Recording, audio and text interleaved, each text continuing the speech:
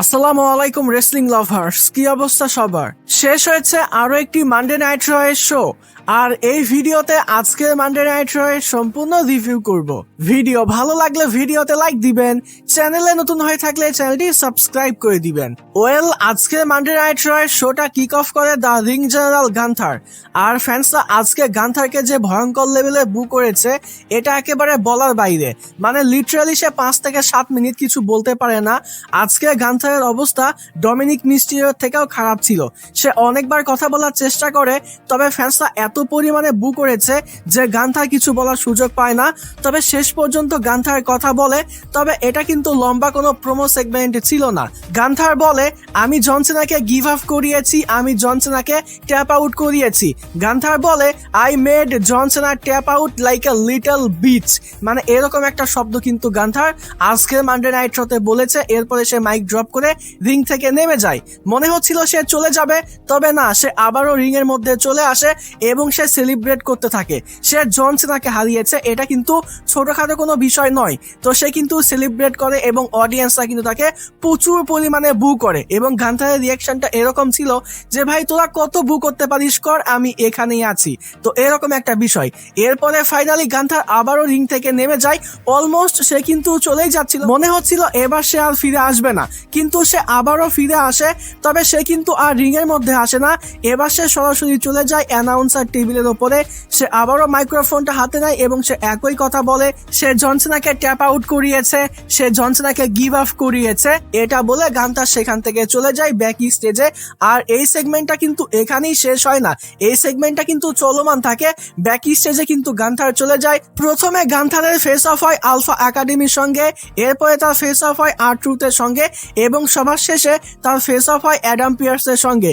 এবং সবাই কিন্তু গান্থারকে অপমান করেছে, গান্থারকে মানডে নাইট র এর শো ছেড়ে চলে যেতে বলে। এবং গান্থার কিন্তু লিটারালি আজকের মানডে নাইট র এর শো ছেড়ে সে কিন্তু এরিনা ছেড়ে চলে যায়। এবং সে যখন তার গাড়ির কাছে পৌঁছে যায়, সেখানে তার গাড়ির উপরে, সেখানে তার কারের উপরে কিন্তু বসেছিল এজে স্টাইলস এবং গান্থারের মধ্যেও কিন্তু আমরা একটা ফেস অফ দেখতে পেয়েছি। তো এটা হয়তোবা কোম্পানি হিন্ট করতেছে যে গান্থারের নেক্সট টার্গেট হলো এজে স্টাইলস। হয়তোবা আমরা এজে স্টাইলস এবং গান্থারের মধ্যে আগামী দিনে গিয়ে ফিউড দেখতে পাবো। আর এটা কিন্তু অনেকটা অবভিয়াসই বলা যায়। তো এখানে এজে স্টাইলস একটু সাইড হয়ে যায় এবং গান্থার তার কারের মধ্যে বসে পড়ে এবং যাবার আগে সে এজে স্টাইলসকে দেখিয়ে করে, ইউ ক্যান্ট সি মি। তো এই সেগমেন্টটা কিন্তু আমার কাছে বেশ ফানি লেগেছে। তো গান্থার সেখান থেকে চলে যায় এবং এভাবেই কিন্তু আজকের মানডে নাইট র এর প্রথম সেগমেন্টটা শেষ হয়। এরপর আমরা আজকে মানডে নাইট র এর শুরুতেই একটা ট্যাগ টিম ম্যাচ দেখতে পাই the Usos versus the New Day এর মধ্যে। আজকের মানডে নাইট র এর শুরুতেই আমরা একটা অসাধারণ ম্যাচ দেখতে পেয়েছি দ্য নিউ ডে এবং উসোস এর মধ্যে। নিউ ডে এবং উসোস এই দুইটা ট্যাগ টিম, তারা কিন্তু গ্রেটেস্ট ট্যাগ টিমের কাতারে পড়ে। নিউ ডে এর কথা নতুন করে বলার কিছু নাই। অপরদিকে জে উসো এবং জিমি উসো, তারা যখন একসঙ্গে হয়ে ট্যাগ টিম হয়ে পারফর্ম করে, সেটা কিন্তু নেক্সট লেভেলেরই হয়। আর এটা আপনারা এই ম্যাচের ওপেনিং দেখলেই বুঝতে পারবেন। যারা এই ম্যাচটা লাইভ দেখেছেন তারা বুঝতে পারবেন যে আমি আসলে এখানে কি বলতে চাচ্ছি। তো যাই হোক, আমরা এই দুই টিমের মধ্যে আজকের মানডে নাইট শোতে অসাধারণ একটা ম্যাচ দেখতে পেয়েছি। এখানে কিন্তু কোনো টিমকে এগিয়ে বা পিছিয়ে রাখার উপায় নাই। দুই টিমই কিন্তু এই ম্যাচের মধ্যে সমান রকমের পারফর্ম করেছে। আর এই ম্যাচের মধ্যে একটা মজার বিষয় হলো, কফি কিংস্টন কিন্তু একটা স্লিপিং ড্রপ দিতে যায়, যেটা গিয়ে কিন্তু সরাসরি হিট করে রিং পোস্টের সঙ্গে। তো এখানে কফি কিংস্টনের মেইন পার্টের যে কি অবস্থা, এটা কফি কিংস্টনই ভালো বলতে পারবে। তো এই বিষয়টা কিন্তু এই ম্যাচের মধ্যে আমার কাছে সব থেকে বেশি ফানি লেগেছে। আর তাছাড়া এই ম্যাচ চলাকালীন সময়ে নিউডের হয়ে যেহেতু রিং সাইডে গ্রেসন ওয়ালার ছিল, সে কিন্তু এই ম্যাচের মধ্যে বেশ অনেক ঝামেলা করেছে। তবে শেষ পর্যন্ত রেফারি কিন্তু গ্রেসন ওয়ালাকে রিং সাইড থেকে ব্যান করে। আর তারপরেও কিন্তু আমরা নিউডে এবং উসোসের মধ্যে পারফরমেন্স দেখতে পেয়েছি। মানে এই ম্যাচটা কিন্তু বেশ লম্বা ছিল। যদিও ম্যাচটা লম্বা ছিল, তবে ম্যাচের মধ্যে কিন্তু আমি 1 সেকেন্ডের জন্য বোরিং ফিল করিনি। এটা কিন্তু অসাধারণ এন্টারটেইনিং একটা ম্যাচ ছিল। তবে শেষ পর্যন্ত জে উসো এবং জিমি উসো, দ্য উসোস কিন্তু নিউ ডেকে হারিয়ে দিয়েছে। তো বলা যায় আজকের মানডে নাইট র এর সেরা ম্যাচ কিন্তু এটাই ছিল। এরপর আমরা ব্যাক স্টেজে দ্য ভিশনের একটা সেগমেন্ট দেখতে পাই। তারা মূলত এলএ নাইটকে নিয়ে কথা বলতেছিল যে গত মানডে নাইট শোতে তারা এলএ নাইটকে একেবারে ডিস্ট্রয় করে দিয়েছে। ব্রন বেকার এখানে পল হেইম্যানকে বলে আজকের মানডে নাইট শোতে সিএম পাঙ্ক এসেছে আর সে নিজেকে কন্ট্রোল করতে পারতেছে না, সে এখনই গিয়ে সিএম পাঙ্ককে ডিস্ট্রয় করতে চায়। তবে পল হেইম্যান ব্রন বেকারকে বোঝায় যে আজকে কোনো বাড়াবাড়ি করা যাবে না, তারা অলরেডি অনেক বাড়াবাড়ি করে ফেলেছে। আর মাত্র 21 দিন পরে সিএম পাঙ্ক এবং ব্রন বেকারের মধ্যে ম্যাচ হবে। সেই ম্যাচের মধ্যে ব্রন বেকার সিএম পাঙ্ককে ডিস্ট্রয় করবে, ব্রন বেকার হবে নতুন ওয়ার্ল্ড হেভিওয়েট চ্যাম্পিয়ন। তো এখানে পল হেইম্যান ব্রন বেকারকে আর 21 দিন ধৈর্য ধরতে বলে। সে বলে তুমি নিজেকে কন্ট্রোল করো, আজকের মানডে নাইট শোতে কোনো বাড়াবাড়ি করা যাবে না। তো এরকমটা বলে পল হেইম্যান সেখান থেকে চলে যায়। আর হ্যাঁ, এখানে আরো একটা বিষয়, পল হেইম্যান কিন্তু মিস্ট্রি অ্যাটাকারের বিষয়টা নিয়েও কথা বলে। সে বলে যে মিস্ট্রি অ্যাটাকারকে সেটা আসলে পল হেইম্যান জানে না, তবে মিস্ট্রি অ্যাটাকার কিন্তু বারে বারে দ্য ভিশনকে সাহায্য করতেছে। আর আজকের মানডে নাইট শোতে রে মিস্টিরিও এবং লোগান পলের মধ্যে যে ম্যাচ হবে সেই ম্যাচের মধ্যে মিস্ট্রি অ্যাটাকার এসে যদি লোগান পলকে সাহায্য করতে চায় তাহলে দ্য ভিশনের কোনো সমস্যা নেই, তারা মিস্ট্রি অ্যাটাকারের সাহায্য নিবে। তো এরকম টাইপের একটা সেগমেন্ট কিন্তু আমরা আজকের মানডে নাইট শোতে দেখতে পেয়েছি। এরপর আমরা আজকের মানডে নাইট শোতে রিয়া রিপ্লি এবং ইয়ো স্কাইয়ের এন্ট্রান্স দেখতে পাই। মূলত তাদের একটা সেগমেন্ট হওয়ার কথা ছিল, তারা কিছু বলার জন্য আসতেছিল, তবে এন্ট্রান্সের সময়ই প্রথমে আসকা এসে রিয়া রিপ্লির উপরে মিস্ট করে, অপরদিকে পেছন থেকে কাইরি সেন এসে ইয়ো স্কাইয়ের উপরে অ্যাটাক করে। তো এখানে মূল বিষয়টা হলো দ্য কাবুকি ওয়ারিয়র্স এসে রিয়া রিপ্লি এবং ইয়ো স্কাই দুজনের উপরে অ্যাটাক করে। আসকা এবং কাইরি সেন আজকের মানডে নাইট শোতে রিয়া রিপ্লি এবং ইয়ো স্কাইকে ডিস্ট্রয় করেছে। আর এই দুই টিমের মধ্যে কিন্তু একটা ম্যাচও কনফার্ম হয়েছে, মানে উইমেন্স ট্যাগ টিম চ্যাম্পিয়নশিপের জন্য একটা ম্যাচ কিন্তু কনফার্ম হয়েছে। আর এই ম্যাচটা হবে জানুয়ারির 5 তারিখের, মানে 2026 সালের প্রথম যে মানডে নাইট শো, সেখানে কিন্তু আমরা the Kabuki Warriors versus Rhea Ripley এবং ইয়ো স্কাইয়ের মধ্যে উইমেন্স ট্যাগ টিম চ্যাম্পিয়নশিপের জন্য ম্যাচ দেখতে পাবো। এই ম্যাচ কিন্তু আজকের মানডে নাইট শোতে কনফার্ম হয়েছে। এরপর আমরা আজকের মানডে নাইট শোতে উইমেন্স আইসি চ্যাম্পিয়নশিপের জন্য ম্যাগজিন ডুপ্রি এবং আইভি নায়ালের মধ্যে একটা ম্যাচ দেখতে পাই। গত কয়েকটা সপ্তাহে ম্যাগজিন ডুপ্রি যে ভিডিও প্যাকেজগুলো দেখানো হয়েছে সেখানে মূলত দেখানো হয়েছে যে ম্যাগজিন ডুপ্রি নাটালিয়ার কাছ থেকে মারাত্মক লেভেলের ট্রেনিং নিয়েছে, সেটা রেসলিং স্কিল ইমপ্রুভ করেছে। তবে ম্যাগজিন ডুপ্রি এবং আইভি নায়ালের মধ্যে যে ম্যাচ হয়েছে আজকের মানডে নাইট শোতে, এই ম্যাচের প্রথম অংশে আমার কাছে কিন্তু তেমন কোনো ইমপ্রুভমেন্ট চোখে পড়েনি।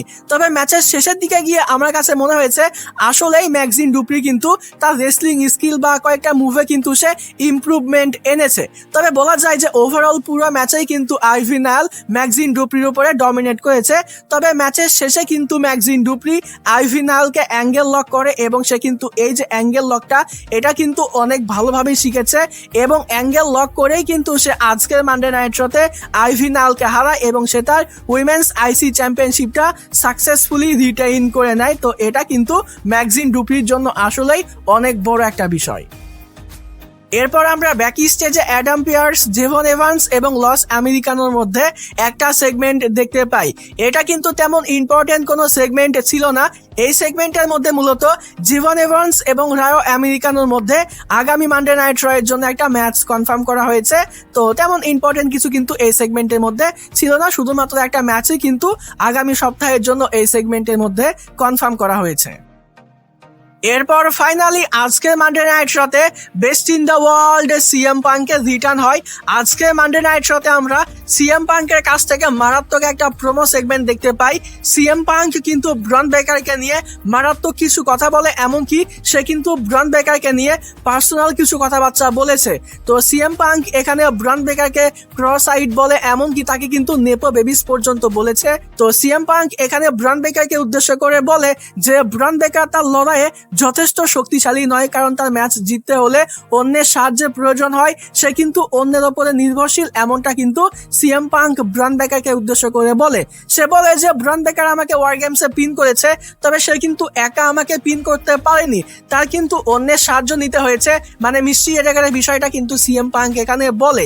এরপরে সিএম পাঙ্ক ব্রন বেকারকে সতর্ক করে বলে যে আমাদের স্টোরি লাইনের মধ্যে যদি আমার ব্যক্তিগত কোনো বিষয় বা আমার ওয়াইফকে টেনে আনা হয় তাহলে এটা ব্রন বেকারের জন্য মোটেও ভালো কোনো বিষয় হবে না। এরপরে সে ব্রন বেকারকে নিয়ে আরো বলে, সে বলে যে তোমার জন্য 2025 সালের সিএম পাঙ্কই যথেষ্ট। মানে গত মানডে নাইট শোতে ব্রন বেকার কিন্তু 2011, 12, 13 সালে সিএম পাঙ্কে চেয়েছে, ওল্ড সিএম পাঙ্কে চেয়েছে। তো সিএম পাঙ্ক এখানে বলে যে ব্রন বেকার তুমি 2025 সালে সিএম পাঙ্কেই সামলাতে পারবে না, আর ওল্ড সিএম পাঙ্কের কথা তো বাদই দিলাম, এরকম টাইপের।